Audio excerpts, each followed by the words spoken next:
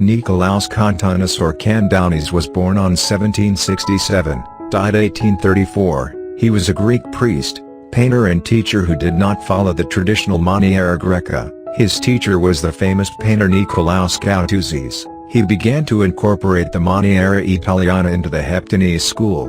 Kantounis, Panagiotis Doxaras, Nikolaos Doxaras and Koutouzis were all prolific members of that school. Kantounis was one of the most important painters in the Neoclassical period in Greece. He was a representative of the Middle to late Modern Greek Enlightenment in Greek art. Over 164 of his paintings have survived. He is known for painting many portraits. Some of his works resemble the style of Nikolaos Doxaras. He was also a member of the secret organization for Greek independence called the Filiki Eteria.